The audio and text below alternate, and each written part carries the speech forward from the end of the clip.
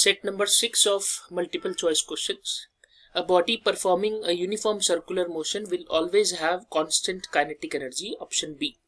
A body which is performing uniform circular motion will have constant kinetic energy. Velocity will change, displacement will change, and acceleration will change. See, we know that acceleration, velocity and displacement are related to each other. Circular motion में displacement change होगा तो velocity होना ही है change. Velocity change होगा तो acceleration will always change. ठीक है? Always remember, there can be one more MCQ they can ask. In uniform circular motion, work is always zero.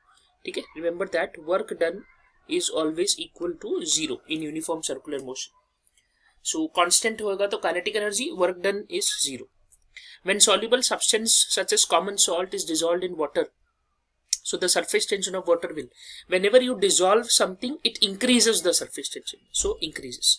So when anything is dissolved, so any soluble substance, so if you have a soluble substance, then it increases. Surface tension will, if it is a sparingly soluble या insoluble, ठीक है? Sparingly soluble का example है detergent. Sparingly soluble मतलब detergent. Insoluble का example है जैसे कि ऑयल. अगर इनमें से कुछ भी रहेगा तो सरफेस टेंशन क्या होगा, कम करेगा. ठीक है, ये याद रखना है. This is very important. This are the factors affecting surface tension. So whenever there is a soluble substance, surface tension increases. Sparingly soluble या इनसॉल्युबल रहेगा तो surface tension decreases. The periodic time of an angular oscillation of a bar magnet is proportional to the time period of bar magnet. Time period of bar magnet oscillation का formula T equal to 2 pi root of I upon mu B. I is called as moment of inertia, mu is magnetic moment and B is magnetic field. तो A and B option तो cut हो जाएगा because इसमें square root का word ही नहीं है. हमारे formula में स्क्वायर रूट है. ठीक है, तो इन दोनों में स्क्वायर रूट वर्ड नहीं है तो A and B getting cancelled. C and D में से देखना है. C ऑप्शन बता रहा है square root of the ratio of moment of inertia and magnetic field, and D option बताते हैं square root of the ratio of the magnetic field and moment of inertia. So किसका ratio है हमारे पास? ऊपर क्या है हमारे पास? ऊपर है हमारे पास मोमेंट ऑफ इनर्शिया एंड नीचे क्या है? Magnetic field. नीचे है मैग्नेट, तो moment of inertia and magnetic field आएगा. C option. The coefficient of absorption is equal to the coefficient of emission. This is Kirchhoff law of heat radiation. A is equal to E, Kirchhoff law of heat radiation. Second law of thermodynamics. The second law of thermodynamics deal with the transfer of which quantity is getting transferred in case of second law of thermodynamics. In second law of thermodynamics, we have two statements, Clausius statement and Kelvin-Planck statement. So they are related to heat transfer. Clausius statement and Kelvin-Planck statement. Next, which of the following phenomenon proves the light is transverse in nature? Polarization of light proves that light is transverse in nature. The magnitude of induced EMF produced between the rods ends of the conductor of length L by 2 moving with uniform magnetic field V at angles to uniform magnetic field of 2B. Now we know that EMF is equal to BLV. EMF का formula है BLV. यहाँ पे B कितना बोला है? 2B बोला है. Length कितना बोला है? L by 2 बोला है. एंड V की जगह पे V ही रहेगा. तो 2 कैंसिल, तो वापस क्या मिलेगा? आंसर BLV ही मिलेगा. ठीक है, और answer is option C. The solar cell operates on the principle of photovoltaic action. Solar cell is on the basis of photovoltaic, not photoelectric.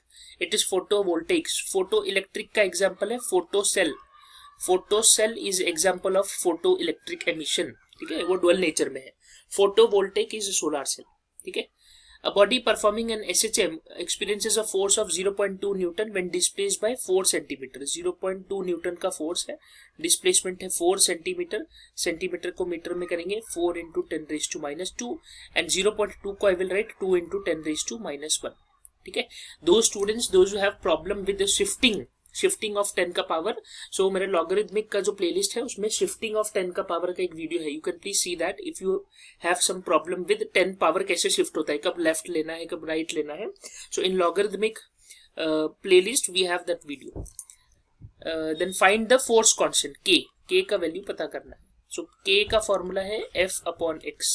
F का value 2 into 10 raised to divided by 4 into 10 raised to minus 2. So this is 1, this is 2. So ये answer आएगा 0.5. 1 upon 2 is 0.5 into 10 raised to minus 2 ऊपर जाएगा तो plus 2. 2 minus 1, 1.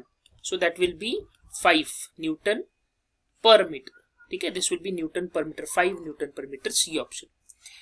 Next, last sum for this particular set. We have A current of 1 ampere is flowing through a solenoid of length 25 centimeter. Current का value दिया है 1 ampere is flowing through a length का value दिया है 25 into 10 raised to minus 2 metre, made up of n का value दिया है 250 turns, and the magnitude of magnetic field B equal to mu naught Ni upon L. solenoid है ना, question में बोला है solenoid, तो solenoid में B equal to mu naught Ni upon L. mu naught मतलब 4 pi into 10 raised to minus 7, ठीक है, इंटू नंबर ऑफ टर्न्स कितना दिया है, नंबर ऑफ टर्न्स दिया है 250, मल्टीप्लाइड बाय आई का वैल्यू 1 डिवाइड बाय एल का value 25 into 10 raised to minus 2. So this will get cancelled, this will get cancelled 10 times. तो इधर मिलेगा 4 पाई, 4 पाई का वैल्यू होता है 12.56. 4 पाई का value when you solve 4 into 3.14 you will get 12.56 into 10 raised to ऊपर जाएगा तो प्लस 2. अभी 10 का पावर सॉल्व करो. 10 का मतलब क्या होता है, 10 के ऊपर कुछ नहीं मतलब पावर 1 है, ठीक है. तो 1 minus 7 and plus 2.